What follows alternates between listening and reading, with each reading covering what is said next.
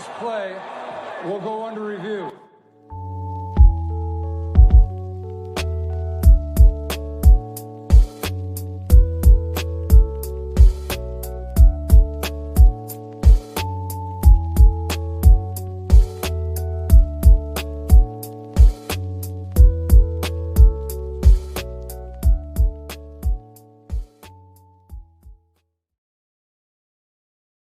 Welcome, everybody. Happy Tuesday evening, and thank you so much for being here for this week's episode of Under Review. My name is Joe DeRosa, and you can find me on Twitter/X at @show_DeRosa. Tonight's tagline, as you can see, is January, because we are back in the playoffs.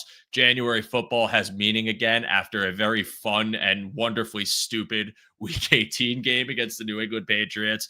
And now the Buffalo Bills move on and take on the Denver Broncos in the wild card round in Buffalo. And it's going to be an exciting game. But of course, to reflect on that game, that potential matchup, we must first look back at this season. And it's been a wonderful regular season if you're a Bills fan, to the tune of a 13-4 record with a lot of expectations met, exceeded, and just a lot of positives for this team as a whole. And I'm very excited to talk about it with my guest tonight, a good friend of the show. I had the other half of Bills Chat on a few weeks ago, but tonight we get the, other half, and that is Mr. Josh McCarty. Josh, welcome back to the show. I appreciate you joining me. I know it was a bit of a short notice thing, but you guys are so accommodating, and I'm always thankful that you're able to get on here, and we have great conversations, and I'm excited for tonight. So how you doing, my friend?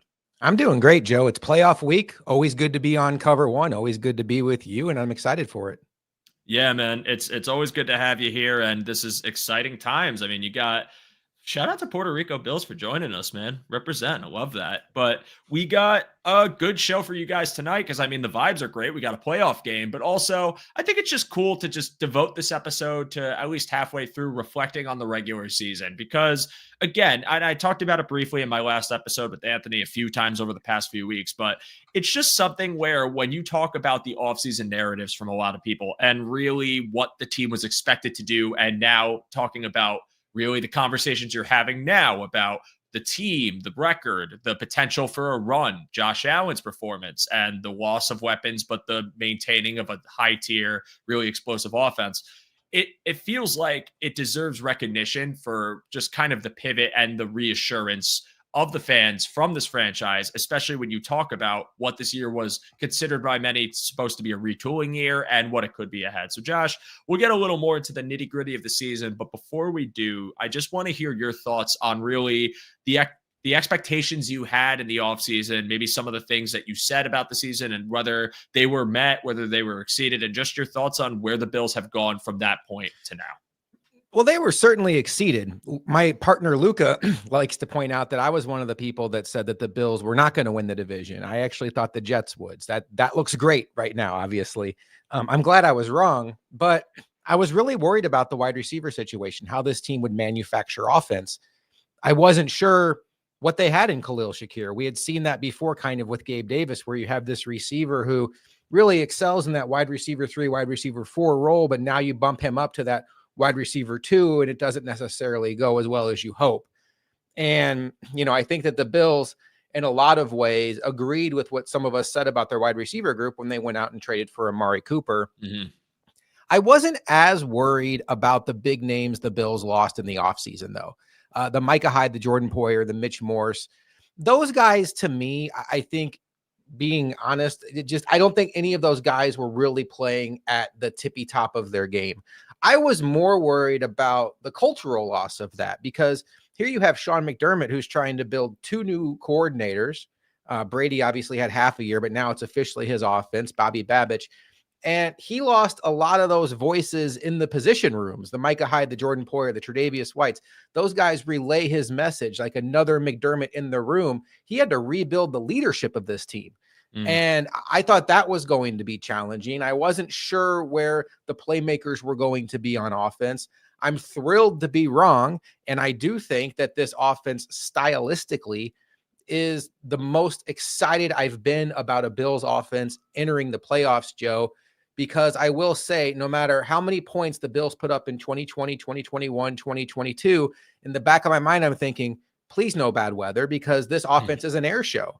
And now I Yeah. feel like this offense is portable. They can play in any conditions. We saw it against the Niners. They can get into a slugfest in bad weather. And I think this offense is really built to handle whatever's thrown at them. Those are excellent points. And the thing that you mentioned about the lack of leadership, or at least I don't want to say that, that's the wrong word, but maybe an absence or uncertainty in the leadership. And what did the wide receiver core look like? And the fact that the team has, after a season's worth of, I guess, sample size, proven that they can be a versatile unit, one that's capable of winning in any conditions. If it snows in Orchard Park, we don't got to worry about their best weapon being taken out. But what that all leads to me is kind of the thing that I love the most about this year, which is we have a new floor for the team and it's pretty damn good. But really, that was my question for the team, because when I made record predictions and when I talked about the team going into the year, it was really a conversation about the questions of the floor. We know what they can be because we've seen them at their best. And it's Josh Allen being Superman. The defense is clicking. All of a sudden, everything is working because Josh Allen is working and we can win 12 games. But also because of the departures, because of the transitions on offense, because of Joe Brady taking over play calling as the full-time OC and what that could look like with the personnel, we didn't have an example of a floor for this team. We didn't know what a floor for Josh Allen looked like when it was him really the one that they're depending on to be the true leader. A lot of veteran voices are gone. It's him, and they're kind of turning to you and saying, this is on you. You got this. Lead us to victory. And then Sean McDermott to anoint, two new coordinators in the same season after he had taken over DC duty and now gave that to Bobby Babbage. You're kind of wondering, all right, we know it can be good, but what does it look like when it's bad? Or is it going to be really a season of they're not sure what their floor is and they end up underwhelming, maybe only winning 9 games, less, missing the playoffs, whatever. So I think the reassuring thing is the fact that we now know what the floor for a Buffalo Bills team that has Josh Allen at the helm, even with uncertainty in the wide receiver core, even with uncertainty in the coordinators, can look like.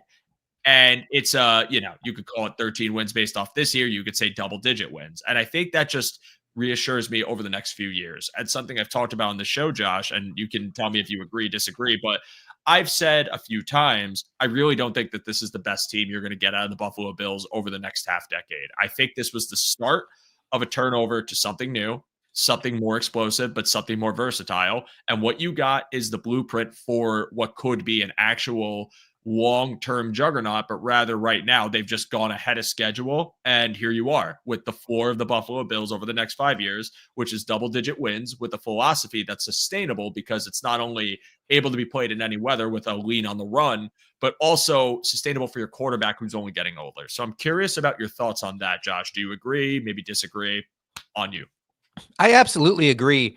And, I think as we kind of sit here and wonder, is Josh Allen going to be the MVP? One rallying point that a lot of Bills fans will say is, well, the receivers still don't really get open. And you can see another chart came out today that Lamar Jackson's receivers get open as well as anybody in the league. And there's a lot of reasons behind that. We don't have to get into that. But, Josh Allen's receivers are in the bottom half of the league. And I do think that this offseason, there is going to be a reason to go out and get another receiver to add to this mix. I agree with you. I think this roster will get more talented. People need to remember this still was a reset year. Now, I think this team is talented enough to go on a run and win this whole thing. And I think stylistically, they are capable of doing that. And, this isn't the best Chiefs team we've seen. This Ravens team looks very dangerous.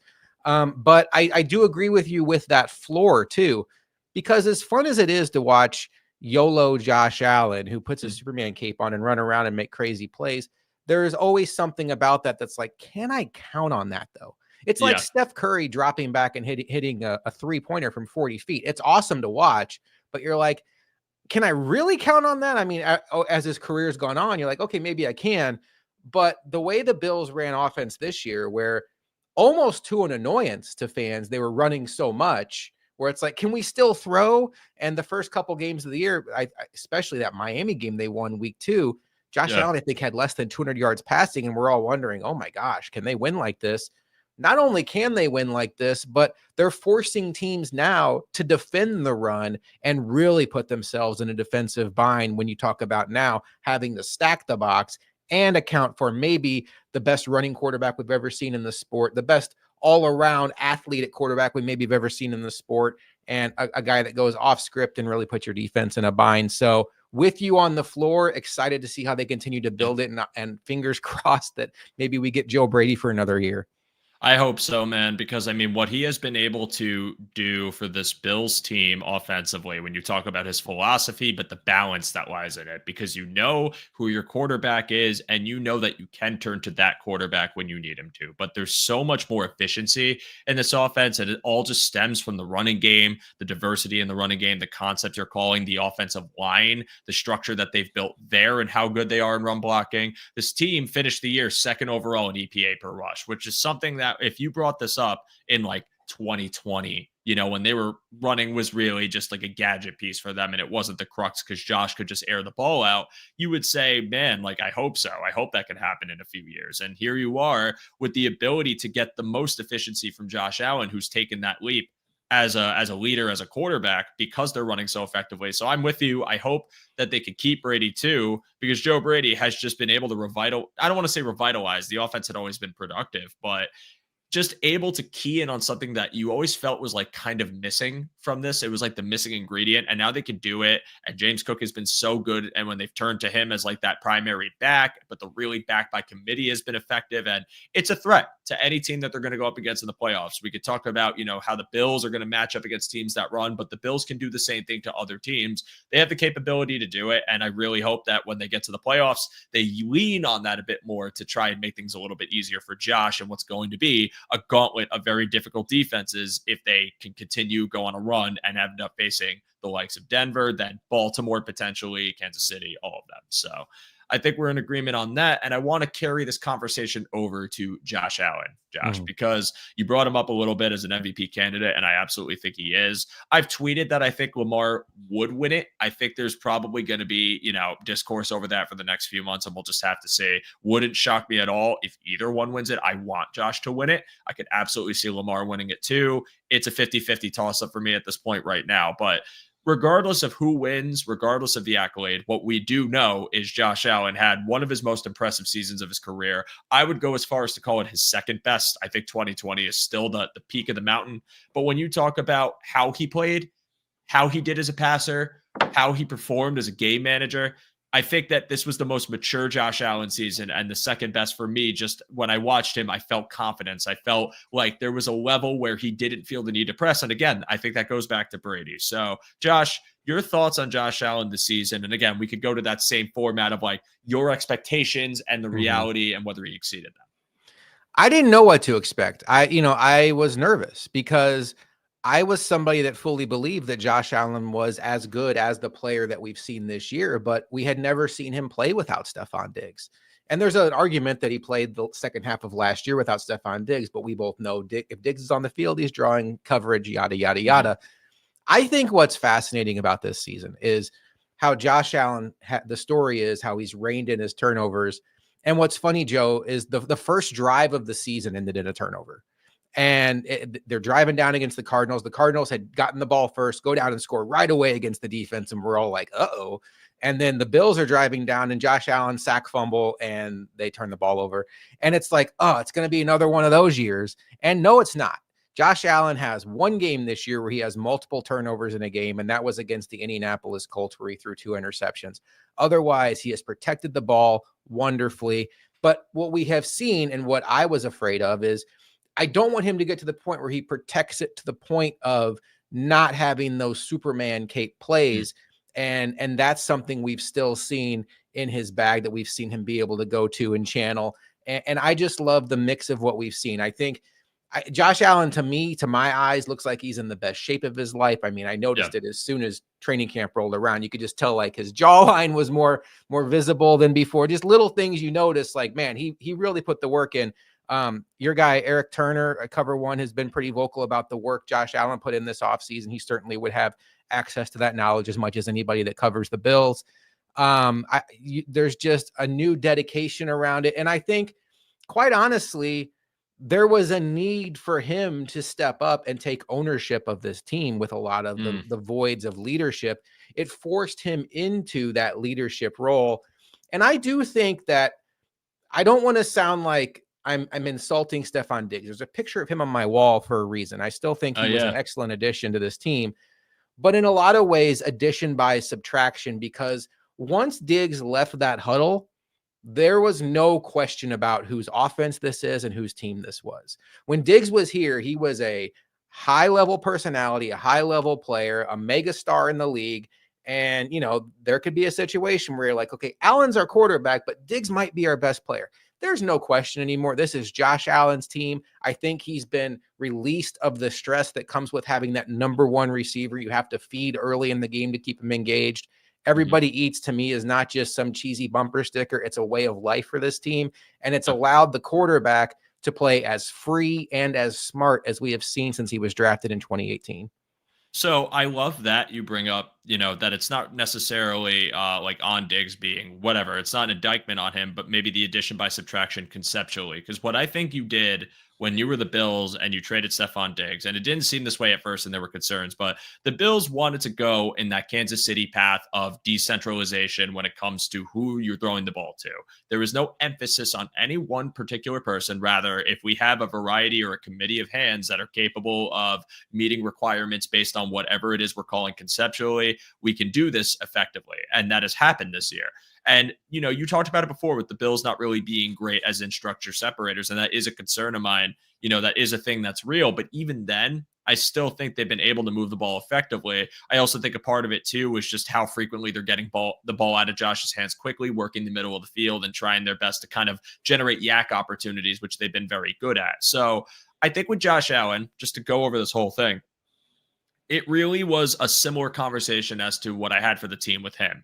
Because when we have Josh Allen at the helm, and now you don't have Stephon Diggs, and, this is the first year that you didn't have like that guy, there was uncertainty about what would be your true slot option. Is Shakir going to be that? Or is it going to be Samuel? Let's see what happens. Can they maintain it over the course of a full season? And then you talk about, well, Diggs is gone. Who's their deep threat? Can Keon Coleman do it? And you just see, again, a high floor when you weren't sure what the floor was going to be with Josh Allen. Because, again, I don't particularly think that this is the best wide receiver court you're going to see for the Buffalo Bills over the next 5 years. I know you talked about it a little bit earlier. I think they're probably going to go out and get somebody this offseason, maybe even in the draft. And I think even despite that, the fact that you got Josh to play at this level because he was making better decisions, but also because he could trust really the offense conceptually, and the fact that they had this beautiful marriage of rushing and passing where we could lean on one or the other, but one never dominates one or the other as a whole during the season.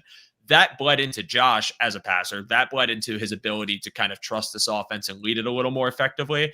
But also, I just feel like even in spite of that, he's still just come through when you needed him and still made those vintage plays that you wanted to see from him. And what you got was the kind of the dragon that everybody was chasing, the almost like that dream state that everyone was in, where it's like, what if we got Josh to just run a little bit less or protect his body a little bit more, but we still get the balance of Superman? I think they actually struck that balance this year. And what you got was a dynamic, efficient, effective offense with Josh playing some insanely confident ball where, towards the back half of the year, you were seeing the deep ball return and become more accurate. And that was a thing that we were concerned about last year.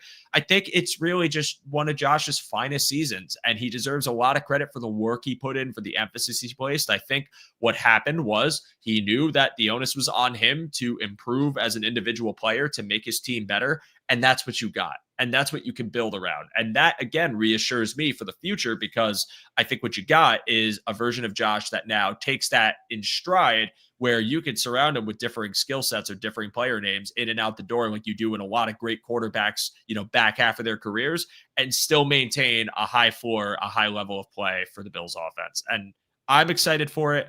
I'm looking forward to it. Josh, do you have any final thoughts on this topic before we pivot over to offensive MVPs that are not named Josh Allen? I'm just so thrilled that this is what Josh Allen is. And, the weapons will get better. Maybe there'll be years in Josh Allen's career where they're worse, but you talked about the floor earlier in the show, and there's a lot of reasons for that. But the number one reason for the floor is Josh Allen. I think the league learned this year that, you can doubt the Bills roster. There's a lot of people out there that still doubt Sean McDermott, but as long as Josh Allen is under center, this team should be the favorite in this division. I think that was signed, sealed, and delivered this year.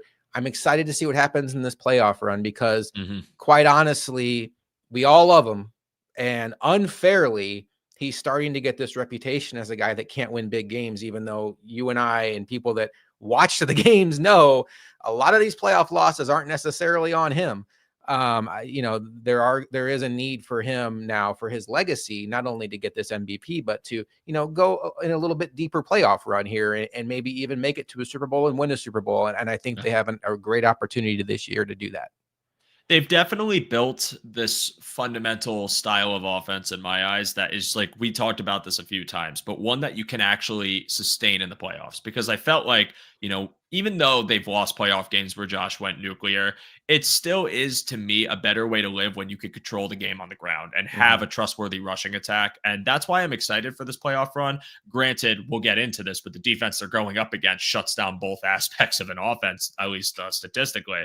But it's why I love like having this conversation and seeing that step forward that Josh took, because now we just live in a world where like all these things can live together. Josh can be that freak, that phenom quarterback, that Z-axis guy, but you can also have a productive rushing attack. And you could also have games where Josh doesn't have to throw more than like 20 times. And you could also have games where he does. Like all those things existed in the same season in a way that didn't feel like you were ever looking at it as this is never going to happen again. If they needed to turn to Josh to throw the ball 30 times, I think they could. But if they wanted to control a game on the ground, they could. And that balance is something that I just feel like we have tried so hard to attain for a long time. And I just want to bring up a couple of comments. This one from Carl, which I think is great.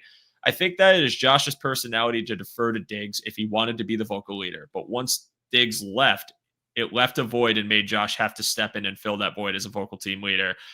I wasn't there behind the scenes, but I think there's a lot of merit to this comment just because, again, Diggs was a very vocal leader. He was an alpha of the team. They made him a captain. And when you lose that leadership, someone's got to step in. And when you have a lot of young players, free agents, people that haven't gelled together, what you have to get is your quarterback to step up and make that decision and be that guy. And he did. But even more reflective of that leadership is how much the team has gelled this year. Even new guys that came in later on, let's talk about Amari Cooper. That's seeing the joy and the positivity that just emanates from this team for the fact that they're winning, but the fact that they've all described it as a loose like environment where they get things done, but they know that they can be themselves.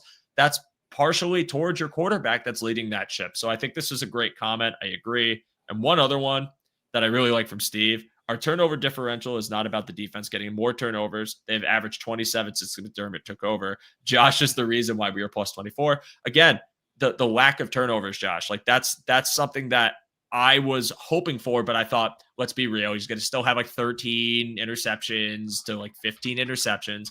And yet here you are, and Josh has drastically reduced the count, reduced the fumble count. And all of a sudden you got, again, a balanced Josh that doesn't need to press, and you're not putting the ball in harm's way. Granted, his interceptions were always overblown with their impact on an overall game, but something that erases a part of Josh Allen's narrative, and I hope he could keep this up. So just any thoughts on those comments, Josh, before we carry over to our MVP talk? Steve is 100% right. And I'll tell you this as just kind of a sneak peek into our Broncos conversation. You don't have to go back too far. Go back to last year when this team played the Broncos. The Bills turned it over 4 times in that game. We all like to remember 12 men on the field as a reason why they lost the game. And certainly that didn't help. Yeah. But if Will Lutz makes that field goal, none of us remember the 12 men on the field. The 4 turnovers in that game is why the Bills, who averaged 7.1 yards per play, allowed a Broncos team averaging 4.2 yards per play to hang around long enough to steal a game. And that's what the Bills have erased from their diet this year. And that's what we hope they continue to keep out, to Steve's point. And that's what makes them very tough to beat, because those turnovers are such an equalizer. You can have the better team, the better quarterback, but you put the ball on the ground a couple times in a game where you only get 15 possessions, you throw 2 of them away and hand your opponent really nice field position. That's a great way to set yourself up to lose. So I agree with Steve completely. Absolutely. Great point, Steve. Great comment. Appreciate you watching. And now just carrying over to our MVPs on offense, not named Josh Allen. And Josh, it could be one guy, it could be a bunch of guys. I know MVPs is kind of defeating the purpose of an MVP, but I feel like there's multiple people that could be acknowledged here. And I have a couple names, and I'm curious who you would have here as yours. I'm going to go with Connor McGovern. And, it's not somebody that puts up a lot of stats, but The Bills made a bold decision this past offseason to let Mitch Morse go. And I know there was a salary cap savings there. You and I certainly follow the pros and cons of the salary cap, but Mitch Morse was not a player I was in a hurry to get rid of. And then when they talked about moving Connor McGovern to center, I knew he had some experience at center, but that made me nervous. And now you're talking about having guys like Chris Sims, Dan Orlovsky say that this is the best offensive line that the Bills have had with Josh Allen. I give so much of that credit to Connor McGovern, the transition he made to that, some of the chaotic situations the Bills have been in this year, whether it's bad weather, whether it's loud road situations. When's the last time we saw a bad snap? When's the last time we saw an offensive line look like they had poor communication? I think in a lot of ways, he doesn't get much credit at all. And as Luka likes to say, if you're not talking about an offensive lineman, it's probably because he's doing his job pretty damn well. Yep. I think Connor McGovern, outside of Josh Allen, very much is a straw that stirs the drink on this offense. That's a great one, honestly. And he deserves a lot of shine for taking that center role on and being effective, both as a pass blocker and as a run blocker. I'm going to start with another offensive lineman, and it was originally going to be Deion Dawkins. Deion Dawkins deserves his flowers. I'll just give them to him because it feels like the best ball of his career has happened over the past couple of years with Cromer coming in and just getting the most out of him. I'm seeing the confidence that Deion Dawkins plays with, the physicality and pass pro, the snatch trap technique that he uses so well, but also like how he uses everything else in his arsenal and how he is as a run blocker. He's so much fun. But I wanted to throw Spencer Brown up here too. And you guys who have watched the show since it started on Cover One know that I was very concerned with Spencer Brown being the option at right tackle last year, that I thought they needed to draft somebody, that I thought that they had to find his replacement because he was going to be on an expiring deal and he just didn't live up to it. And I'm wrong. I'm 100% wrong. I wear it. I'm happy to wear it because Spencer Brown has exceeded all my expectations. And I think the expectations of many Bills fans. And granted, the concerns were valid. You know, it was inconsistent play, a lot of injury. He was an athletic project. What would he look like? But then he just gets into that role, finally gets an offseason to work with Aaron Cromer and just shines. And, you know, there were still things left to be desired in that first year from him where he was really taking the starting role on. But this past year has just shut me up on him. I don't think it's always perfect. It never is. But the run blocking aspect of his game is so good. The athleticism he plays with, the strength he has, the ability to just skew people out of the way and pass pro, and what he's developed into as a right tackle. My knowledge of the fundamentals of offensive line is super limited, but even then, when I watch him, I could see the confidence he plays with. I could see that energy. I could see just all the leaps and bounds the player has taken from the start to now. And as I continue to learn and as I continue to watch Spencer Brown, I just grow impressed because the movement he brings you and the ceiling he provides you as a right tackle with his athleticism is just still boundless. And I feel like we could say that we might not have even seen him at his best, and that more years under his belt are going to lead to more success for him and the offensive line as a whole. And just having those tackle positions shored up, you know, for the long term, because Dawkins, I think, is 31. You know, he's still got a few years. Brown is younger. That's such a reassuring thing. And it was a gamble that the Bills really hedged their bets on, and it's paid off for them. And I think, you know, Spencer Brown as a player has emerged into something we can depend on, which I love. But again, my weekly shout out to Aaron Cromer, who we would be lost without you, Aaron Cromer. Please never leave Buffalo. If I have to be the one that finances your next home, I'll do it. I'll put myself into massive amounts of debt for you, Aaron Cromer. That's okay. But Josh, I'll turn it back to you. Do you have anyone else you want to shout out from the offense? I feel like we both just made a good case for Aaron Cromer. The first three names we mentioned were all offensive linemen. Real quick on Spencer Brown, to have two tackles that can pull the way they can, it just opens up so many play calls for Joe Brady. I think it was the Colts game where Josh Allen scores on the rushing touchdown, but you see Spencer Brown coming around. It's just such a beautiful thing. I guess I'll take the easy one. I'll go with James Cook. And I know, look, he's 1,000-yard rusher and 16 touchdowns. That's all great. I would say those statistics on their own don't mean much to me. It's the improvement I saw him make as a runner. Yes. You know, Joe, we heard him coming out of Georgia as this almost like a wide receiver in a running back's body and the weapon he can be in the passing game. And I think the first couple of years of his career were highlighted more so by the drops he had, like the one in Philadelphia where he's a walk-in touchdown, but he drops it. And he never, I mean, he's been good in the passing game this year, but I don't think he's become Christian McCaffrey. But the improvement as a runner, And the patience he now shows, the way he allows his blocks to develop, the way that he sets up his blocks, the second explosion he has where he's patient and then he explodes through the hole at the second level. It's way beyond anything I ever thought was capable of him. I always thought James Cook was going to be a fun, super dynamic weapon in the pass game that gives you just enough in the run game to be a fun, like better than role player, but maybe not a face of this offense. I'm wrong. He deserves to be a Pro Bowler. I think he has been absolutely fantastic on this team. And if they hadn't smartly managed his carries this year, I think his statistics would have been undeniably of such that he would have been in the Pro Bowl. And, the offensive line gets a lot of credit. Josh Allen being Superman, giving the Bills run-friendly looks gets a lot of credit. But James Cook toting the rock and being as smart as he is with picking his holes, to me, this is night and day better than the player we saw the first 2 years.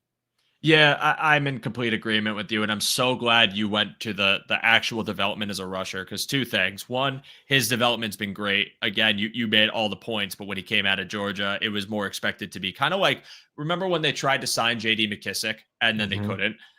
That's what they wanted, right? They wanted that two-way go guy, almost like someone that they could really throw the ball to. I said two-way go, I don't know why, but someone that you could use as a receiver, but someone that you could use as a runner effectively, and you'd hope that it would develop into that. But James Cook as a runner wasn't really as fleshed out as what he could do as a receiver. And then all of a sudden, you now have James Cook that has developed into not even just like a viable rushing option, but like legitimately a running back one, and one of the better running backs in the NFL. I would argue in the top 10. I would argue maybe even close to top 5 at this point with the way he's ran this year, the effectiveness he's had, the threat he is in the backfield. I still think a little bit inconsistent on a drive per drive basis, but I also think, rushing is just a mixed bag anyways. And I think when you watch him as a runner and the decisiveness, the strength, the vision he has, how it's developed from rookie year to now, it's a different player. And it's someone that I think the Bills offense heavily relies on to a degree where I honestly think, and it might sound crazy because one of my preseason predictions, which was who would be top 3 in receptions, and I said James Cook would be top 3 in receptions, actually ended up coming true. He was 3rd on the team with 32, but I think they haven't even used him enough as a receiver. And that's the thing that I want to see ramp up in the playoffs, because you already have the threat of Josh Allen running. You already have the threat of James Cook running, and we know who your receivers are. But the second you're getting those running backs more in on the game plan is when I think this Bills offense becomes even more unstoppable. And I got to find this comment that someone brought up earlier, which I think is amazing. I will find this. Please give me a second. I am riffing. It's here. I promise you, Josh. I'm so sorry for doing this. Where did this comment go? I thought I favorited it and I didn't. Oh, no. While you're looking for that comment, let me say one more thing about James Save Cook. me, Josh, please. I got you.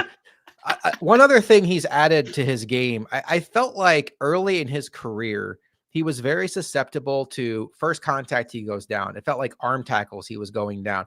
And now you see him breaking that initial contact, yards after contact. And then you factor that in with he has that breakaway speed that you just can't coach. I mean, that's what made Saquon Barkley the number 2 player in the draft. Is he had all the shiftiness, all the stuff you want your running back to have, but also you give him an inch, he can take a mile. James Cook can also take a mile. So the package that he is, I'm not comparing him to Saquon Barkley, but the package that he is, that really puts opposing safeties in a bind when you combine with what they have to deal with Josh Allen down in and down out. Now you take a wrong angle like we saw Jordan Poyer do in Miami against James Cook. It's a house call. It's a tough offense to defend, and I'm glad we don't have to worry about defending it. Absolutely. And I found the comment, and this is perfect because Carl also just asked a question that I think is going to translate into this. But Dan brought up, I think playoff Josh will be a killer this year. After the Lions game, it was obvious the team was hiding their power level. And I actually agree with this to some degree. Where I agree with it is I think those concepts of getting the ball to Ty Johnson as a downfield threat were something that it's not that they never did it. Of course, they targeted Ty Johnson a few times during the year, but that to me is a matchup winner for you, especially if you talk about teams with linebackers that maybe they're good at getting downhill, but they're not as good in coverage, or maybe you just have the speed to get the angle on a linebacker and you could exploit them vertically. That's something that I feel like the Bills have up their sleeve. And I brought up Carl because Carl asked question, since the Denver Broncos like to play a lot of man coverage, do you see Brady dialing up a game plan similar to the Lions game where Ty Johnson ends up being the leading receiver? I don't know if he'll end up being the leading receiver, but I think when you talk about using the tight end running back out of the backfield, or maybe leaking him out in certain formations and just using him as a downfield receiver, maybe lining him up on a trip side where you get him to come across a receiver and all of a sudden that brief glitch gives Ty Johnson a step or maybe James Cook a step. I think that you are going to see that against Denver, but I'll save more of this for disguised coverage at 9 p.m. with Anthony Prohaska because he will tell you all about the matchups you need to watch. Shameless plug. But I do think that you could see a lot of this against the Broncos, a lot of running back, a lot of wheel routes, a lot of different ways to get them open. But I think Josh Allen and James Cook, that connection is something that I want them to lean on a bit more. I feel like there's more opportunity to use James Cook more down the field beyond just in the red zone, beyond just on the occasional wheel route. Like to me, I want to see more emphasis on getting him the ball in his hands and generating yak just in the open field. I think they can do it, but also they faced a lot of stack boxes this year. Maybe it wasn't as easy. There's a lot of reasons, but I still think it's possible with James Cook. So yeah, I mean, if I have to give you anybody else as an MVP of this offense, I think I'll just go to the receiving core and I'll just say Khalil Shakir. And Khalil Shakir had emerged into the weapon that we really wanted him to be. As Bob says, anyone could be the hero in this offense. It's also very true. Any given Sunday, you have a different player that takes over. But Khalil Shakir to me, I think gets it in the receiving core really just for the reason of the dependability at factor, but also what he can do once he has the ball in his hands, because there were so many opportunities this year where he was in the open field and turned a play that was already pretty good into pretty damn great, whether it was generating yards after contact, whether it was just getting yards after catch in general, having sure hands, making athletic plays, the contact balance he plays with. Khalil Shakir is just an exceptional player. He's someone that they found in the later rounds, but I really think has emerged into a staple of this Bills offense. He's someone I would like to keep as a Bill for the rest of his career, because I think what you were seeking out after Cole Beasley left was that role for Josh Allen. You know how much Josh Allen depends on a reliable set of hands, on a nuanced, skilled route runner to the middle of the field. I don't think Khalil Shakir is as good of a route runner as Cole Beasley is, but I do think he gives you more when it comes to that post-catch ability. And I think Josh trusts him at this point. I think the chemistry is there. And I think Khalil Shakir has become that security blanket that we have needed for Josh Allen for so many years. And now you have it. And now you can depend on the guy. You know he's going to come through with a play. On those third down crossing routes, he is there for you. If he has the ball in his hand, he could turn 5 yards into 15. Just an exceptional player. And I think one of my favorite things about it is when you talk about his receiving EPA on the team. He's leading the team with a plus 40.2 mark, which is just insane. And second place is Ty Johnson with 22.9. Like Khalil Shakir is giving you opportunity. He's the perfect complement to this offensive style. He still blocks when he can get a block off, but it's really just him as a set of hands and a receiver for Josh Allen that I have to tip my cap to and say, when you look at the course of the year and who they needed, who got them going, who came through for them in big moments, it's Khalil Shakir. So shout out to him. Josh, thoughts on that? Oh, I think when you look back at this Bills season, there's really a 2-game stretch where we all started to maybe doubt things, and that was the Ravens and Texans games. And what's the common denominator in those games? Shakir is hurt in the Ravens game, and then he doesn't play in the Texans game. Josh Allen goes 9 for 30 for 131 yards in that Texans game. And, you know, I'm not going to say it's all Khalil Shakir, but I think we learned his value pretty darn quick when the Texans and the Ravens showed absolutely no fear of stacking the box, playing single man coverage and daring the Bills' other receivers to beat man coverage. I think it's one of the reasons why they were extra motivated to go out and get another route runner in Amari Cooper. But you mentioned it. Khalil Shakir may not be the route runner that Cole Beasley was, few are, but he might be in the top percentage of the entire sport of run after the catch at receiver. His instincts, I think there's a good chance we see him returning kicks this weekend, depending on what happens with Brandon Conrington's hamstring. His instincts in the open field. We've seen screens work for the Bills this year. Yeah, I mean he's been fantastic. I don't know that he's ever going to be a number one. It'll be interesting to see what that second contract looks like for him. But he's a Josh Allen guy, and I'd be surprised with as much pull as Josh Allen has in that building if they let him leave. 100%. I mean, you know, at the end of the day, it's a business. If Shakir gets opportunity elsewhere and like it's more money, might be more money, but I think with Khalil Shakir, what he's emerged into for Josh Allen is also a part of what made Josh Allen so effective this year, was knowing you have that reliable target. Because last year you looked at the Ken Dorsey offense and it felt like the slot presence, even though Shakir was on the team, how they utilized him, it felt like he was a bit, I don't want to say an afterthought, but definitely wasn't as heavily relied on as what he could have been with this, with, you know, Joe Brady taking at the helm. And now you have him, and now you see what the actual product is with Khalil Shakir getting turned to, and I hope we can keep him around. So that's really all I got as far as like true, like most valuable players on offense. Josh, do you have anyone else you want to point out before we pivot to defense? Not really. I mean, Mac Hollins to me is kind of a unsung hero. I think dirty work player, great run blocker. He caught a lot of heat, particularly, I mean, even from me early in the season. I was that guy on Twitter. There was a lot of us, but I was that guy on Twitter saying, why is Mac Hollins running 80% of our routes? And I think that's more of a shot at what Curtis Samuel wasn't doing. We were mad at Mac Hollins that Curtis Samuel wasn't better. Somebody had to run routes. Mac Hollins has been a fantastic signing, and I would be stunned if he's not brought back next year. Yeah. But not MVP, but just kind of like a most improved player. I'm not sure what the right.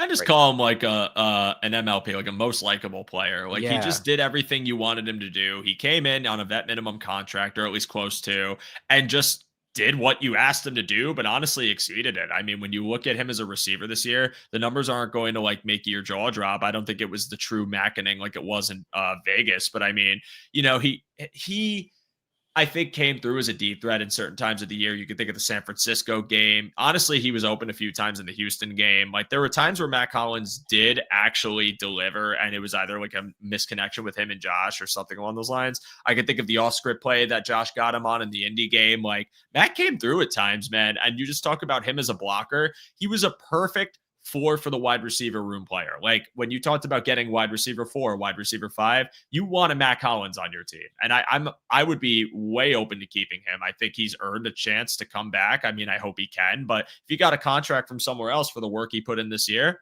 yeah, man, I would take it. And I like this from Steve. Hollins is the sure field that never worked out. I think there's definitely differences in what they are, but when you talked about like last year when we were evaluating Sherfield and it was, well, it's the run blocking and the wide receiver at the bottom of the room, like you got that with Hollins this year, and I agree with this. So a lot of fun. I think we put some names out there. I'm just going to give a quick shout out to Joe Brady again. Please don't leave. Please don't leave. But if you have to leave, I'll understand. But Joe Brady, again, what he did for this offense this year and the uncertainty I had translating now to what it is, he was awesome. I mean, I had questions in the beginning of the year. I still think there were some things they could have done. Again, the play action rate I'll talk about all the time. I think that could have been higher. But what he was able to do for this offense when you come to leading on the run and how effective it could have been by enforcing, again, just some of those different concepts and being able to use them when he feels like using them as opposed to just sticking with what works, but rather making everything work, the adaptability, the game feel. There were a few times in the season, especially after the early rough stretch, where I felt like Joe Brady was out of his depth or clueless or anything like that. I thought Joe Brady just managed games well, played into the defense as well as like what they could take advantage of, and recognized when he needed to pivot, things that I thought he did well in 2023, but even better this year. I think he's more than deserving of a head coaching nod. I just selfishly don't want him to go because I really hope we can maintain continuity on offense with a guy like this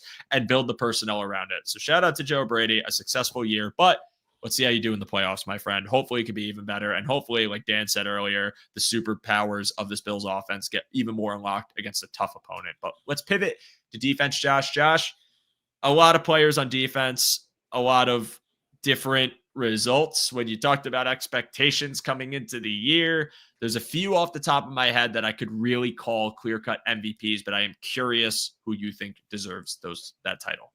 There's 2 names in my head, but I'm going to give myself credit, and I'm not somebody who likes to pat myself on the back, but I did say I could see a world where we consider this guy the best player on the Bills defense by the end of the season.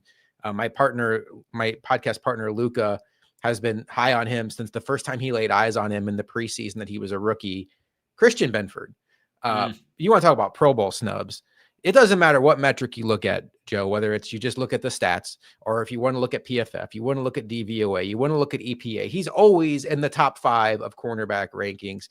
He has been everything that we hoped Kyer Elam would be at cornerback in the same draft class. He's the Kyle Williams to John McCargo. People forget that Kyle Williams was the second defensive tackle the Bills took that year. They actually drafted one in the first round. That's okay. You get a Wall of Famer in Kyle Williams. Christian Benford, to me, is the best player on the defense. And I'll take it a step further. I think he's, do I want to say this? I think he's probably the most important player on the defense. And I say that because of how little I believe in what's behind him too. But when you look at what's in front of the Bills in the playoffs, some of the receivers are going to have to cover. I think Christian Benford is excellent. I cannot wait for the Bills to lock him up and make him a cornerstone, no pun intended, of their defense going forward. I'm sure we're going to talk about a couple other players that are younger, that are either in their rookie deal or about to get paid, that are also in that mix of like the next generation of Bills defenders. But Christian Benford's at the front of the line for me. What a home run he's been as a day 3 pick out of Villanova, to being a guy that we're sitting here talking about, an irreplaceable piece on defense, who, by the way, Joe, I think has played in one career playoff game because of poor injury luck. Yeah, last year. It was literally last year. He got banged up in the Steelers game, and then he couldn't play against Kansas City. You know, that game from hell where you were down every important starter except just like your D-line who wasn't 100% healthy, and it was a mess. But I agree with you. I have Christian Benford on my list for all the reasons you said. I think Benford just came into the league with his head on fire, a lot to prove as a late round pick, but the athleticism he presents, the ability to play in man and cover in man, but also be a disciplined zone corner, the tackling ability. I love Christian Benford. I think what he's developed into is truly one of the most slept on, underrated players. And I'd be damn sure to say one of the best corners in the NFL now. I think he's earned that right, that role. He's just an unsung hero that people don't talk about because it wasn't a flashy name. But Christian Benford has emerged into as you said, a cornerstone of the Bills secondary. And I think like when I talked about what the Bills defense could be and really the importance of the cornerback position, to me, there was so many questions about the secondary, it was imperative that the cornerback situation held its own. And I was worried about it only for the reason that I didn't know if these guys would stay healthy. But when you have Rasul Douglas and Christian Benford maintain that cornerback tandem for a whole season, what you got was a really good cornerback room, a really good, stout, solid passing cornerback room. I think that if they could stay healthy in the playoffs, what you are going to do is funnel teams to the middle. And then when you have a more concentrated approach of how teams are going to throw on you is when you can kind of capitalize. And I think when people talk about why did the Bills have so many turnovers this year, it had to have been luck. I don't think it's luck. I think it's the way the teams attack the Bills. I think the Bills know that you can't consistently nail the boundaries because their corners are good. What you end up having to do is throwing the ball into a more threatening part of the field where there's more hands, and it eventually leads to you making a mistake or a ball getting tipped, playing into the favor of your long-arm DNs and generating a turnover. So Christian Benford is a part, in my eyes, as to why they're generating so many turnovers, not just from him making the plays himself, but the impact of him, how that changes offense philosophically, and in turn, creating opportunities for Bills defense that even if they get ran on, even if they get passed on, also take the ball right back from you. Something that they employ as a strength and something that's going to have to be a strength in the playoffs. But with Benford on the field, you can get that. So I love that point, Josh. I think that's a great name to bring up. And I'm going to give mine. It's Greg Rousseau. And I think I was torn. I want to put Terrell Bernard, and I still want to give Terrell Bernard, his flowers, his props. But I got to go with Greg Rousseau because Greg Rousseau, to me, another player I had a lot of questions about going into this year because I was just wondering if we were going to see another step from him, if he was going to stay healthy, if he was going to develop into more of a pass rushing threat. And I think he has. I think there's still more of a ceiling that Greg Rousseau can hit. I don't think this is his best, but I still think he's a damn good DN in this league. I think, again, we've talked about his run defense until, we've run out of air, but his run defense is exceptional. But I think the threat he's actually posing as a pass rusher right now is real. It's not just a thing where he's capitalizing off opportunity created by other parts of the line. I think Greg Rousseau is the opportunity. I think he is a player that, as he continues to develop in this league, is going to create problems for offenses, is going to be a matchup piece that you have to game plan for. And I think someone that will actually take himself into the role of a premier edge rusher in the league. I think he's already close to it. But I put him as a season MVP because when you talk about so many key plays that have happened this year, I could think of the Colts game. I could think of that last Jets game they played. I could think of the Chiefs game. I could think of countless examples of a huge play from the D-line being generated from a pressure that Greg Rousseau created, or a ball he tipped, or his ability to maintain his edge and make teams run the other way. Things that he does as a threatening player, but also as just an edge rusher. He has exceeded my expectations. I still think there's more for him. I still think there's more development in front of him, but he's so young. And what we're getting out of such a project player is what you wanted. And Josh, you know, we talked about him. We talked about James Cook and other players, and just a testament to the development of the Bills and what they can do with these players, and why you should be excited when you talk about the future and how many draft picks they have. This team develops talent, and they've consistently proven it. And I know people don't like McDermott, and there's reasons to be concerned about him. But the one thing I will never take away from him is his ability to develop talent and find coaches that can help him do it. So I have to shout out Greg Rousseau for all those reasons. And Josh, I'm going to turn it back to you. Your thoughts on that, and anyone else you want to name.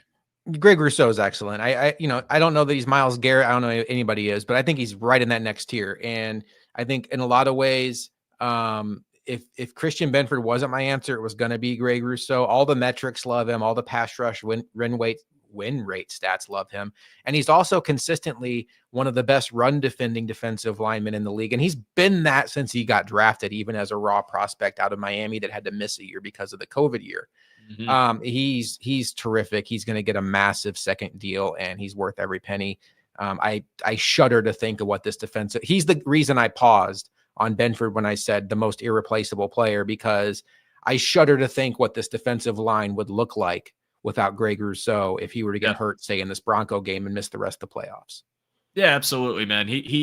I think he's the type of edge rusher you build around. And we got this comment from Roy. How much are you willing to pay a pass rusher who is not yet a double-digit sacks in a season? I understand why you bring this up, and I get it because it is a huge part of his position. But I don't think the fairest evaluation of Greg Rousseau, really any lineman in the Bills scheme, is just sacks. I think you do have to look at the whole picture of what he brings to the defensive line in general, because it's not just raw sack totals that are going to give you any sort of indication of what they do or what they can bring to this defense, but also how are they as a pass rusher? How many pressures are they generating? Are they able to skew the way a quarterback is moving in the pocket? Are they able to get their hands up and generate plays when it comes to pass defense? How often are they dropping back? How often are they running the ball on the Bills? Raw sack total isn't going to tell you everything. And while I do think I would love to see Greg Rousseau wind up with a season where he walks away with 13 sacks more even, or be one of the premier in the league, I think Rousseau is just a case of an edge rusher that kind of does it all, and the versatility and the utility you get out of him make it worth the price point that you could pay him. And if sacks are just the metric that are going to generate him a big contract or not, then I'll gladly take a cheaper contract for Greg Rousseau to stay on the Bills long term if it means that, the amount of sacks he got this year is what's dictating that value. But I would pay him, I guess I wouldn't pay him like Myles Garrett money or something like that, but that's what the market dictates, man. He's going to be making closer to the upper echelon of pass rushers, and I'm okay with that because, again, like I told you, I'm willing to bank on the investment that he's only going to improve, especially if you fortify the line further in the draft, which I think the Bills are going to do this year. So, Josh, any other final defensive names you want to bring out there? I know we have Rousseau and Benford. Is there anyone else you want to bring up, or we feel that this is the end? I got two names for you that I don't think, much like when I said Mac Hollins, these guys are a little more important, I think, than Mac Hollins. I don't know if you'd call them MVPs, but Dorian Williams and Cam Lewis, they were both needed a lot this year, a lot more than probably a lot of people were thinking. Dorian Williams started 11 games. Cam Lewis started 6 games. Cam Lewis filled in at both safety spots and nickel early in the year when Taron Johnson was out. He's also one of the Bills' best special teamers. And Dorian Williams was a guy that on draft night, a lot of people were like, why are we drafting another linebacker that can't play middle linebacker? And I just want everybody to ask themselves, where would this defense be this year without Dorian Williams?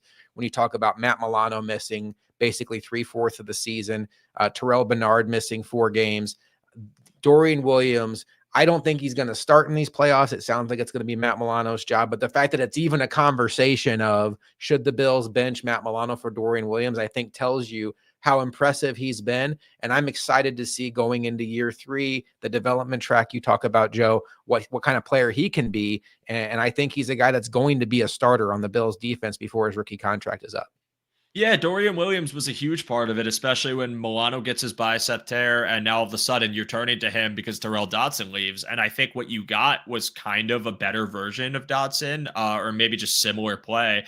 I think Dorian Williams really emerged as a player in year 2. He made a lot of excellent run defense plays. It felt like he was more sure when he was trying to bear down on any running concept that the offense was throwing at them. You see him shoot gaps really well, play with his hair on fire, a lot of explosion. I do think that he is another player that hasn't hit that ceiling yet. He's still young. He's still developing, and pass coverage woes are a real thing with him. But I think he has, for what you asked him to do this year, been a really nice has given you really nice results. He's been a really nice player. He was put into a tougher situation that you thought Milano was just going to take. You now have to wait the few months before Milano comes back, and Dorian Williams holds his own and does well. And that's all you wanted out of him, right? Because the original expectation was he's going to rotate in for Milano.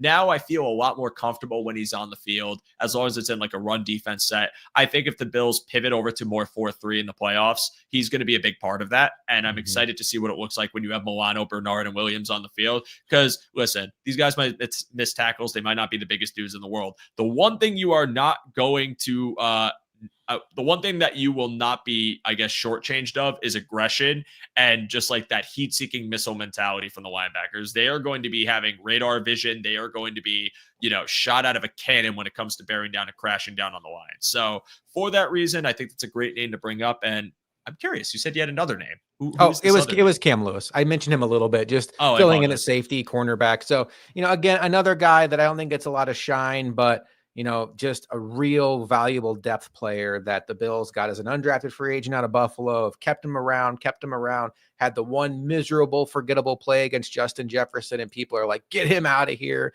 No, there's a reason why he stuck around. He's everything the Bills ever wanted Saran Neal to be and more. Yeah. No, I agree. I think the position he was thrown into as well after you saw Teron Johnson go down and him fill in for that nickel corner role, he did a really nice job. There was obviously, there's times where you get kind of, I guess if you're a fan, humbled at the fact that he is a backup. I think he's a decent, good player, but he obviously doesn't have that same experience as Teron Johnson does. And, you saw it in the Baltimore game. But I think, again, a lot of these guys have to answer the call on short notice and play. And I think what you were able to get out of players, with their draft position, with where they played, what you expected them to be to where they are, like I still give credit to the coaching staff for being able to do that. And Cam Lewis got thrown into the fire numerous times, but in certain games made plays. I mean, the Miami game, he was effective. The Arizona game, he answers the call. And I think now you still have that dependable backup that you could turn to if you need him. I just don't want to have to turn to him because I think Johnson is the better nickel, and I think they're going to pivot to more sure options at safety. But shout out to Cam Lewis, who did well when he was called upon, and I think that's a luxury not many teams get to have. But Josh, let's take this to the playoff preview. And before we do, real fast, I just want to plug the One Pass, everybody. If you are interested in signing up, check out the description. The link to sign up is in that description. And for just $60 a year, you can become a One Pass member. As I say every week, that One Pass is the lifeblood of our network. It allows us to have access to all of the resources that we use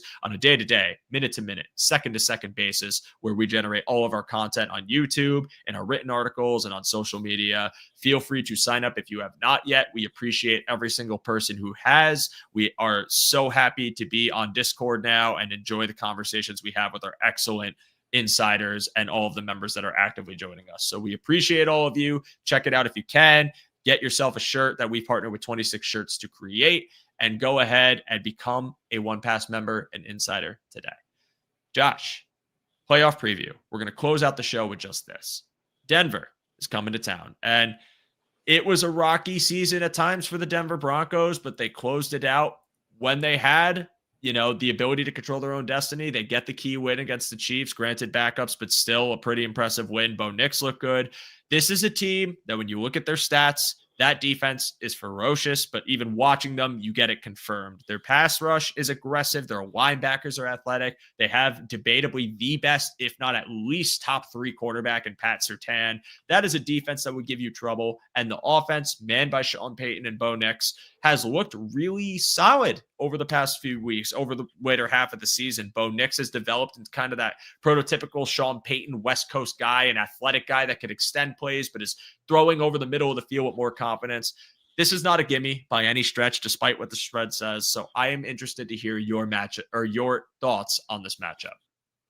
No, it's not a gimme. And I think I would, again, I may have been part of the heel crowd on Twitter, but on Sunday, as this is all playing out, and it's down to they're either going to play the Broncos, or if the Broncos lose, there's a real chance the Bengals come to town. I was leading that Go Broncos parade, and I did not want to have anything to do with Joe Burrow or Jamar Chase. I fully think the Bills could have and probably would have beaten the Bengals in Buffalo. This version of the Bengals is not as scary as the one from a couple years ago, but I didn't want to deal with that. So I think two things can be true at the same time. One, I don't think this Broncos team is as scary as the Bengals to me, but they're still a quality football team. They're in the playoffs. They have a winning record, and there's a lot going for them, particularly on the defensive side. But where I got excited about the Broncos over the Bengals is I think the Bengals are the kind of team that will force the Bills to play their A game offensively, because they could come in and score 30 points, and the Bills then would have to match that. And if they have an off day, it could get pretty scary. I don't think the Broncos, even on their best day, are going to score in the 30s on this Bills defense. Sean McDermott against rookie quarterbacks in his career is excellent. He's 9-4, 7 touchdowns, 17 interceptions. And then, taking it one step further, rookie quarterbacks in the playoffs since 2010 are 5-12. I look at this Broncos team, and, maybe we're going to dive into the defense a little bit more here in a little bit, but this Broncos team to me is the 2019 Bills. I think Bo Nix is kind of like 2019 Josh Allen, where he makes some really fun plays with his legs. He'll wow you a couple times a game with his arm. The consistency isn't always there. Maybe you'll have an isolated game where it's like, wow, that was excellent, but game to game, play to play, it's not great. The weapons are good, but not great. Remember John Brown, Dawson Knox, Cole Beasley, good, but not great weapons. Yeah. To me, this is the 2019 Bills taking on the 2024 Bills, and I'll take the 2024 Bills. There's paths for the Broncos to win this game for sure. I'm not living in a fear bunker that the Bills are going to lose this game. I respect the defense, but I just think that this Bills team at their current level of growth and what they have going for them, I just have a hard time seeing them drop a game to a team like Denver right now, given where they are, in their growth. Yeah, I think Denver is the team that's also ahead of schedule, especially when you saw the season started. But really, that defense had been the constant for them, and that's what was going to keep them competitive. And then you just need Bo Nix to be solid enough to carry you to a way where you could get in a playoff spot with the schedule you were facing, where there were, good teams you faced, and then obviously playing one of a last place or third place schedule. You ended up taking advantage of those weaker teams. And I'm just looking at the Broncos offensive metrics, and you're sitting at 17th in passing EPA total. And when you look at EPA for the rush for the Denver Broncos, they're sitting at 14th. So about middle tier, a little better on the run. I think that could be attributed to some of Bo Nix's athleticism and being able to run with him, but also they got a decent tandem of backs, and their O-line is really, really stout, really solid, and a lot of fun to watch. A very physical group.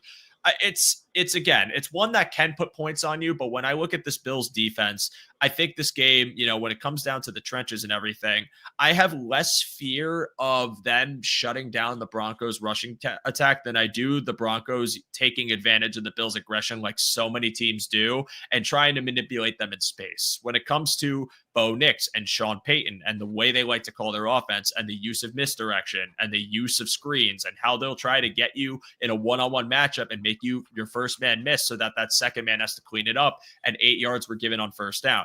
That's where you need the Bills to be very disciplined when you face this Denver offense. But if they are, and they take away the very QB-friendly outlets for Bo Nix early, I think you win the game. I think you do, because if you put a position or the pressure on Bo Nix to carry the offense, I'm not saying he can't get to this point. I'm not saying this is impossible to happen on Saturday.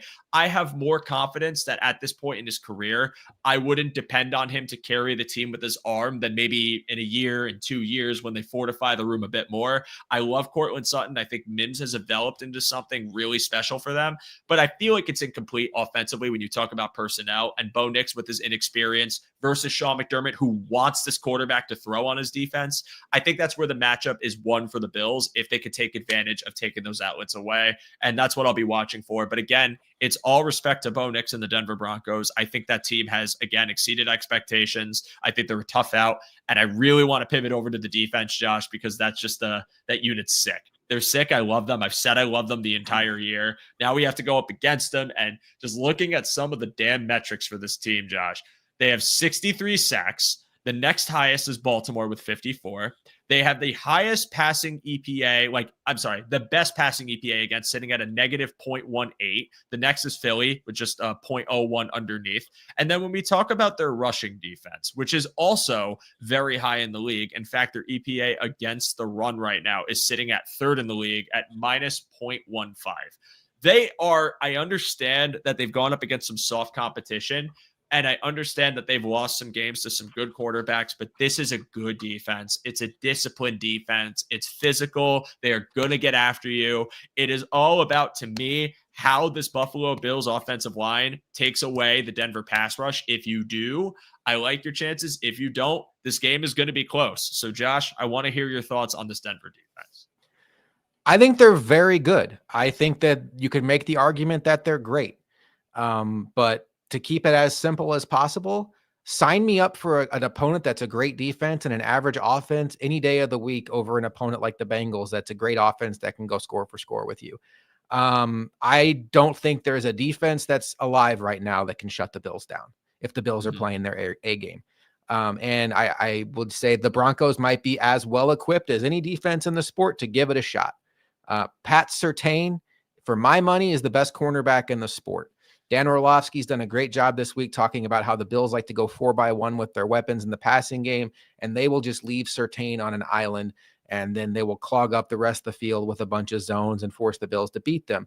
And traditionally speaking, when you talk about Riley Moss and Pat Surtain and the Broncos' flexibility to play man coverage and, then stack the box and dare you to beat them, it all sounds great. I understand the logic of it, but this is where the Bills are such a pain in the butt to stop. Is they have a quarterback that if you want to play man coverage is going to run it down your throat.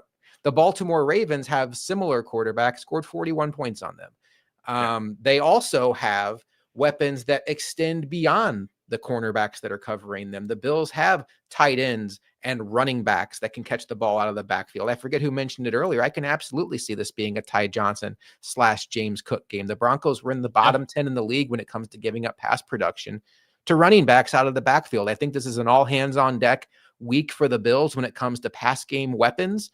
And I just feel like this is one of those games where I don't know if the Bills are going to score 40. I think they may only need to score 30, but I think that they're probably going to be fine. There will be some frustration. And, if the Bills do what they did last year against the Broncos, turn the ball over early, fall behind 14-0, and let that defensive line that Joe outlined just pin their ears back and pass rush, then it could be a really long day. And then we need to all start getting nervous. But if the Bills hold serve early, get a lead on this team and really keep this Broncos defense guessing, is it going to be a handoff? Is Josh Allen going to keep it? Is Josh Allen going to throw it? Is Josh Allen going to run it? Here comes James Cook. Here comes Shakir. Here comes Kincaid. Here comes Cook and Ty Johnson out of the backfield. The Bills are really tricky to stop. I am going to bet on the Bills finding ways to expose this defense enough to get their points and make it a fairly comfortable win overall. I think they definitely can put the points up. Again, when you look at the schedule and who they've played, there have been a lot of favorable matchups, but I can't deny the talent. And I think a lot of what they do is it's the versatility of the front, because with guys like Cooper, who I absolutely adore, just the fact that you can drop him, but he's also athletic enough to just maintain his position as a pass rusher, the fortification of their interior D-line. Like, Zach Allen is sick. He's sick, and he's having such a good season. Their depth is good. Like, it's a tough out, but like you said, the man coverage component does entail that if Josh Allen does not get brought down and he has to extend a play, I believe in him to do so. And I believe in him to go off script and make things happen on the field, the Z-axis throw across body if he's got to do it. But again, the concern of Josh Allen running will always be there for any defense. This is a disciplined defense, one that can take that away from you. And that's what I'm going to be watching out for. Because if Josh makes them press early by being able to get a few chunk play runs on them to a point where they feel a little more uncomfortable, have to drop the spy down, and the middle of the field opens up a bit more for someone like Shakir or maybe a tight end, then I think you can exploit him a bit. Pair that with how you can be successful on the ground. If you run well in addition to that factor, then I do think the Bills can control the game pretty well. But I got to give credit to them, man. They are a sick unit. And if this is the last time the Broncos play this season, you know what I mean? They still should be very, like, fans of that team should be very optimistic about the future of this defense, because there's some ballers on this group. And I got to give my flowers to them, because it's fun to go up against a team like this. It's fun to see that kind of chippy team that's like going up against a team that has been there before, that has, is the 2 seed, a juggernaut. Like, I have a feeling that this game's going to be pretty close, but I do believe in the Bills' talent. I believe in Josh Allen more than I believe in Nick's, in the sense that if it has to be, depending on your 2 quarterbacks, I trust Allen to stand tall. And playoff Josh is the thing. Like, I think after last year, it kind of affirmed it for me. Playoff Josh is the thing, and Josh is probably just like chomping at the bit to get to this spot and put up a good game. So I won't give you a prediction, Josh. I'm just going to say I'm excited to watch it. I think it's a tough team, a good team. I could see it going either way, but I have faith in the Bills to get it done for all the reasons we listed. Any final thoughts before we sign off, man? I think if we spin it right back around to the offense, when the Bills played the Jets a couple weeks ago, I came onto our post-game show on Bills Chat and told Luca, boy, this Jets team was custom made for the Bills defense, because the Bills defense wants to make you go 10, 12 plays, not make a mistake, and then punch it into the end zone once you get to the red zone. And that's where I think very similarly of this Broncos offense, not that they are the mess that the Jets are. I give them way more credit than that. But I think Sean McDermott and Bobby Babbitt are going to dare this Broncos team that's young, starting a rookie quarterback on the road in a loud environment. Can you go 10, 12 plays against the Bills this game and punch it in for touchdowns? And if you do that 4 or 5 times, we're going to be in a lot of trouble. But we're going to bet that you can't do that, and you're not going to be able to match us score for score. And we think that Bo Nix is going to make some mistakes. My key to this game, though, is the one guy you mentioned is coming on recently, Marvin Mims Jr. Just an absolute, as Chris Sims would say, bolt of lightning up his butt when he gets in the open field. And there's multiple ways he can turn this game. One, a catch and a run, one, getting behind your defense, or a punt return where you outkick your coverage and he goes back. Nothing cheap to Marvin Mims. Make the Broncos earn everything they get. Make them go the length of the field. If Cortland Sutton catches a 10-yard pass in the red zone, you tip your cap and you go on to the next drive. We can't be giving up 70-yard touchdowns to Marvin Mims. We can't be giving up punt return touchdowns to Marvin Mims. Make the Broncos earn it. And I think over the course of a 60-minute game, the Bills are the better team, and that'll show in what I think will be a comfortable win that might be uncomfortable at times on the scoreboard, but never really feel like the Bills are in danger of losing. Yeah, I have a lot of confidence. I don't want my praise of the Denver defense and the Denver offense to be anything conflated with me thinking that the Bills are just shooing to lose. Like, they're in the playoffs for a reason. You know what I mean? So I always have to acknowledge that threat of a team really shocking you is there. But yeah, Mims is the X factor to me. I think Vale has had a really good year. Obviously, Troy Franklin, who I loved and talked about a lot in draft cycles, only to watch him go to the 4th round and be kind of an afterthought, still poses a deep threat presence. And of course, we know how good Cortland Sutton is. We haven't really talked about their running backs, but McLaughlin and Estime Williams is a nice little trio they have. But yeah, I think I still have faith in this Bills team, this offense, to kind of crack the code against them. I just feel like it's going to be a little bit closer than people have anticipate. I know this comment from Steve. Define what it comes to a Bills game is the line at 9 close. I think it could be within 9. I think it could be the difference of 7 points. Maybe like one late touchdown for the Bills wins this game for you. You know, maybe something where you just control possession and are able to walk away, separate yourself, but not by a huge margin. I don't think it's going to be a blowout. I'd love to be wrong. Like, I'd love for the Bills to blow them out, of course. But I think for me, this is going to be a closer game, and I'm excited to watch it play out. A really talented team. But if you believe in the Bills, if you believe in the multiplicity of this offense, then we should expect great things from them. And I will end it there. Josh, any final comments? Shout out to my guy Costa. He's the guy, I've seen his comment coming up multiple times. He's a big student of the game. He's a Giants fan, but he follows the sport really well. Ed Oliver. Ed Oliver's had some moments this year where I think we started to doubt him. Then in the Detroit game, boy, did he really show up. This is a matchup for him against Quinn Miners. I don't want to mispronounce his name because boy, is he excellent. They're right guard. Yeah. If we get an Ed Oliver game, then we're going to get that blowout that Joe is hesitant to say. If Ed Oliver takes over this game against this interior offensive, and I saw the face you made, Joe, but he did it against the Lions, and that interior offensive line I didn't think had the ability to get taken over. So if we get tippy top Ed Oliver against this team, then I think it will be a blowout. That's what we need. If we can get Ed Oliver to play at that level for 4 games straight, I don't know that the Bills are going to really have to lay down to anybody. But I really want to see what Ed Oliver brings to the table because we've seen him at his best. It just hasn't been there enough this year. Yeah, and answering this, because I brought this comment up literally because of that point, because that's who I was going to say too, as like that X factor. I think it's a 1-2 X factor. It's Ed Oliver, then turn to Von Miller. If Ed Oliver fares well and has a Detroit level game or a Kansas City level game against this interior offensive line, what you are going to do is take the interior presence, like that rushing presence Broncos have, away and put Bo Nix in longer third downs. If you can do that, that's where Von Miller lives, and that's where he wants to live. And Von Miller is going to go off. I need to reinforce this idea of Von Miller because I feel like people, there's the subtle thought that he's washed. Right now, among qualifying defensive ends, so that's 20% of 576 pass rush snaps, Von Miller is 8th in pass rush productivity at the ripe age of 35 or 36, one or the other. I didn't look, but he's old. That's what you need to talk. He's old. He's still got the gas in the tank to be a formidable pass rusher. Von Miller is still there. He's still present, but it's the way teams attack the Bills that have kept you from seeing what he could be on a down-to-down basis. If that interior defensive line, mainly at Oliver, but also Daquan Jones, are as good as they were in that Detroit game, I agree with you, Josh. I think they could take control of the game pretty easily at that spot, and you could start putting in Bo Nix in a lot of panicking situations where he's either going to make a mistake or take a sack. He's an athletic guy. He can evade the pocket, but you can only do it for so long if the game script is controlled by the trenches before he does something like that, and you could take this game in stride and ideally win it by a big margin. Ed Oliver is the X factor. I agree with you, and I hope he can have a big game on Sunday at 1 p.m. But Josh, as always, you were a wonderful guest. I appreciate having you on every single time. Tell the good folks, as Steve Noble says, great guest and great show. Thank you, Steve. Tell the good folks where they can find you, what you got going on. You can find me and my podcast partner, Luca, over at Bill's Chat Podcast on Twitter. I do the majority of the tweeting from the account.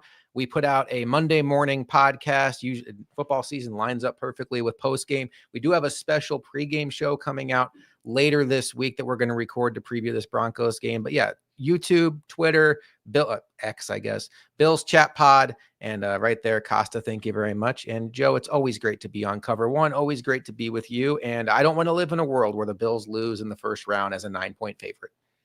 Knocking on wood.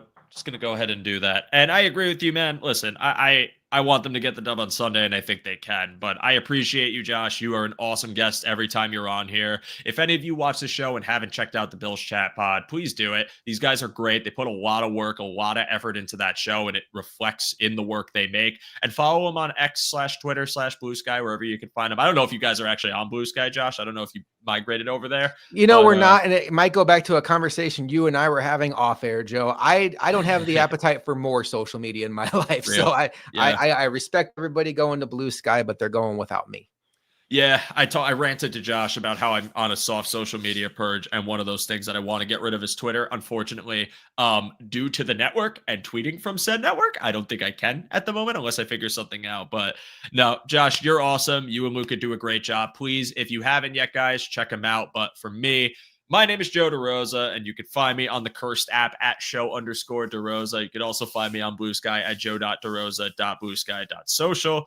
And I appreciate all of you being here. It's playoffs. Let's have a lot of fun and enjoy the weekend. I hope the Bills can get the W, and we can come back next week and have another fun episode with their next matchup. But for right now, we're going to say good night. Again, check out the one pass in the description below. Stick around if you're on YouTube, Twitter, Facebook, wherever you stream our content, because at 9 p.m., Mr. Anthony Prohaska is going live with this episode of Disguised Coverage for a much more in-depth analysis of this matchup. If you have any lingering questions about it, he will answer those questions and talk to you about the most important ones you should keep an eye out for. But I am going to go talk to my dinner because I am starving and it is waiting for me in the kitchen.